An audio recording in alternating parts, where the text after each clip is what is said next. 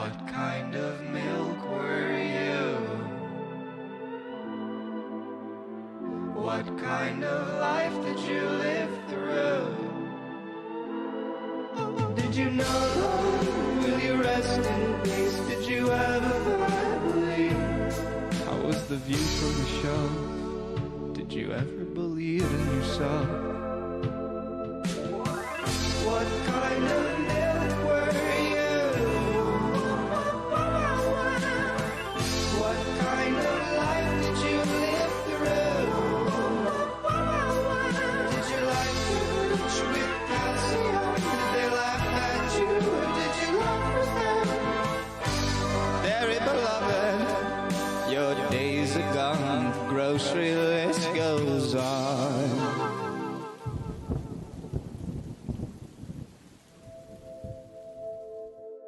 Hey there, people. To quote the Lion King, life's not fair. And nowhere else is that more true than in Rain World. Here, you play as a cute little creature. Half slug, half cat, all slug cat. You're a part of the wildlife on this planet, and you aren't exactly on the top of the food chain either. This little cat feller is just one part of a very large ecosystem that behaves more like real life than you might expect for a game of this size to have. Rain World was created by a very small dev team that went through many iterations. Going from a simple minigame style where the player collects food and avoids lizards, to where we are today with a gigantic world to explore. And it's kind of amazing just how it mostly just looks the same as we have today. Their ambitions clearly got the better of them. Obviously, there's a lot more to do, and I'm sure that under the hood, the AI is much better now, but just watching the footage, all I see is Rain World. The devs do stay in touch with their community pretty well, it seems, and post a lot of fun stuff on their Twitter. Maybe they're a little too in touch. Oh my god. Later on, they got picked up by Adult Swim, and yes, that Adult Swim, who I'm just now finding out publishes games. The game starts off with a very stylized intro where we see our little slug cat family enjoying a peaceful day of hunting batflies. Things seem to be all well and good until the rain starts. Trying to find shelter, one of the young ones loses their grip and falls down to the water below, where we arrive to our new land. They wander around and quickly come across these little hologram flower things that seem to be pointing us in a direction. However, it isn't very long until trouble comes up, and yeah. This is gonna happen a lot. I'm sure you could tell by watching the footage, but Rain World has a very unique look to it. Sure, it has a pixel art style going on, but with the way the creatures move around the world, there is a lot more weight in their movements. Pretty much every side-scroller ever made uses sprites that change depending on what the player is doing. When the player walks, the sprite quickly changes between a set of images the devs created. Rain World loosely follows this system. Sprites do exist, but the game relies on procedural animations for every type of character interaction. Basically, the code is telling the game where to put its arms and legs and everything else. As far as I know, I've never played a 2D game like this. It can look great most of the time, but other times, it looks like big teddy bears just flopping around.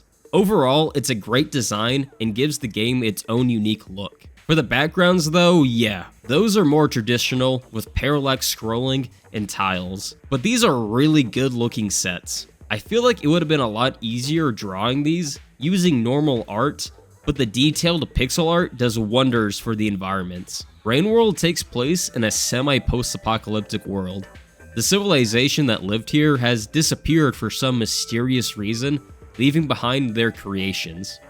Almost the entire game takes place in man-made structures. This is basically one big episode of life after people. This isn't the story of how we might vanish. It is the story of what happens to the world we leave behind. These once pristine buildings are now succumbing to the passage of time as vegetation and animals now grow on them. These towering buildings up in the sky? Yeah, I wouldn't want to be under them when they fall. The music also has this very techno vibe to it, which lends well to running around a fallen high-tech civilization.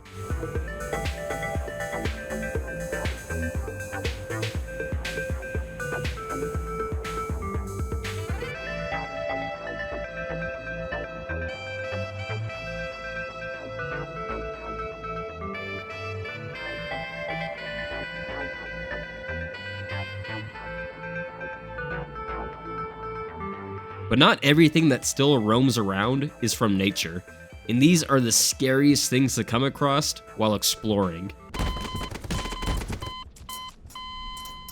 They aren't a part of the food chain and just exist to mess with it. And that food chain is the entire point of Rain World. Slug cats aren't at the bottom of the chain, but they certainly aren't at the top either. What they do have though is a high level of intelligence. Like us, the player, they adapt to their surroundings and use tools to make what would be an impossible fight into something winnable. For now, it's just sticks and exploding sticks, but give slug cats a couple thousand of years and we'll have nuclear warheads.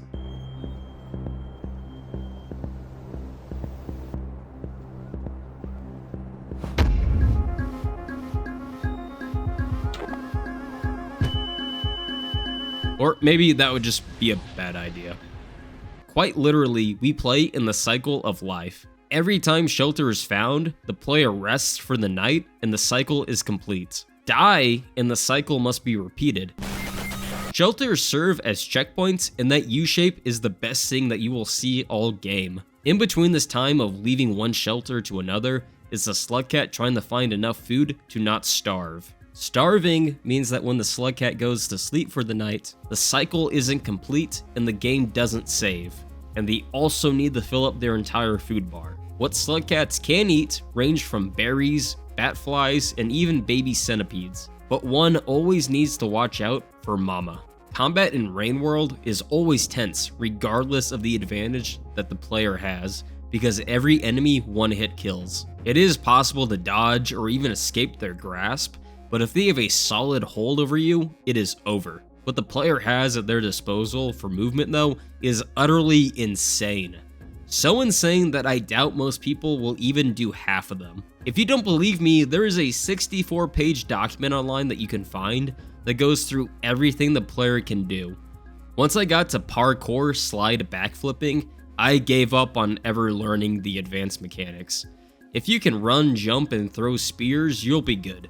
The movement is very easy to learn, and there aren't that many controls to learn for general gameplay. One thing I do wish was expanded on involves the throwing. It's a very basic system where you can only throw in 4 directions, but the game begs for a more advanced system. In fact, I almost forgot that you couldn't even throw up and down in vanilla, because I've had a mod on that let me do it for so long. Far too often you think you're surely going to hit something with a spear, and then watch it fly right over the thing you're trying to hit because you were a nanometer too high to hit them. I think giving the right joystick something to do like aim would have helped a lot with these annoying encounters. After a bit of running around, you'll begin to notice the clouds gathering as the ground gets darker and the controller begins to vibrate. This is a warning that the rain is coming. If you think rain in the northwest was bad, you ain't seen shit.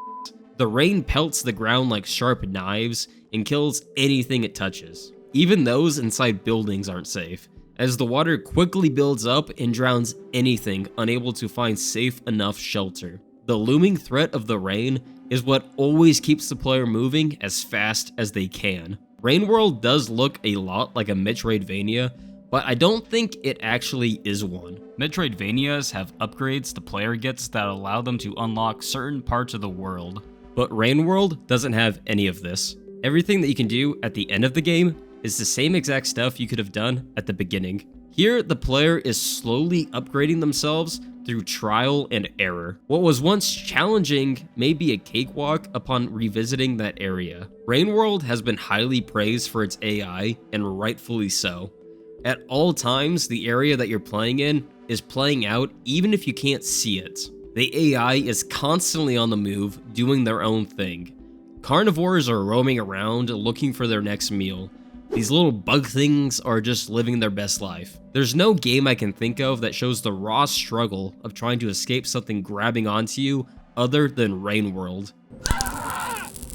The game world does not revolve around you. Instead, you revolve around the world. You are just a small piece in this larger world. The lizards, just like you, are trying to get enough food to survive for the next cycle. There's so many things that go into the behavior of the AI that I doubt I will ever know them all. For example, if you hit the mask off of the big flying guys, they'll constantly hunt you. if you attack a noodlefly's baby, it'll harden up and penetrate the slug cat. Then there's the scavengers, who mirror the player in many ways. They're intelligent beings that fall into many tribes and will treat you certain ways based on how you have treated them. They are incredibly unpredictable, but get on their good side, and they are an amazing asset to have. But if you're more about being friends with scaly things, you could always tame a lizard. The game is all about experimenting with the items that you find throughout the world. You're pretty much guaranteed a new kind of experience every time you play due to the AI behavior and random spawns.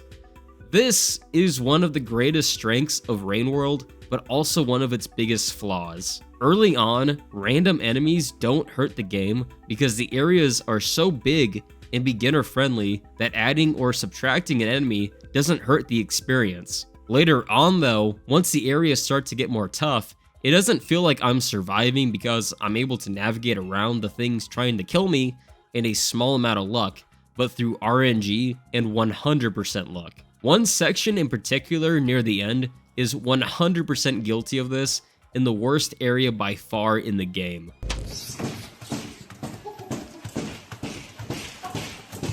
And I swear to God, someone on the dev team has a very large fetish for pitch black environments.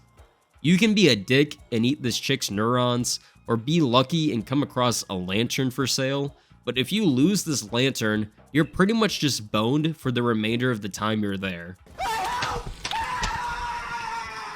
These areas feel like they're dark just for the sake of being dark and not much else. But what Rain World does get right about its difficulty is that instead of bumping up damage values of enemy creatures and such, it's more about adjusting what types of abilities the slug cat has and what creatures spawn. In the base game, you have the survivor, who is a normal white slug cat, but you also have the monk, which is the game's easy mode, where they have to collect less food to survive, and the animals in general are more friendly to them. In some ways, it is harder though.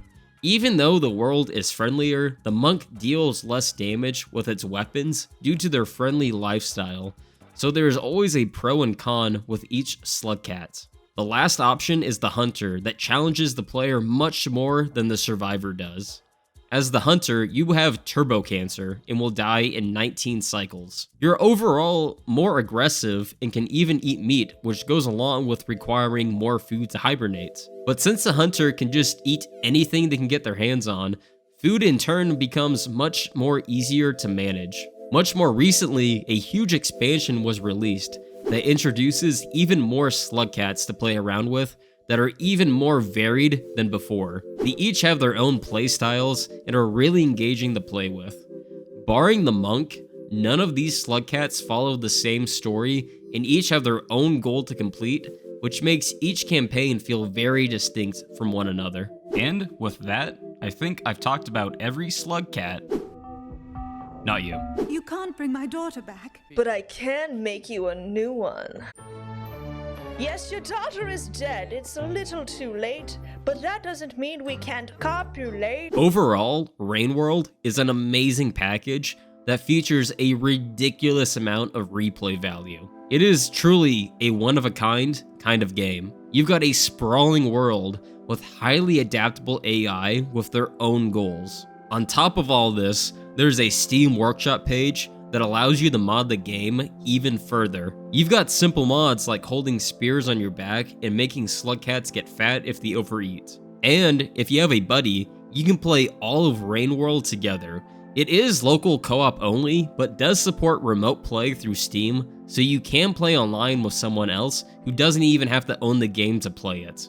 Now that is what I call a good deal. That's all for now, but I'd like to give a thanks to Cynthia Capulet for letting me use their video in the intro. And Northflowo, who made that very cursed bit that we saw not that long ago. Stay strong, gang.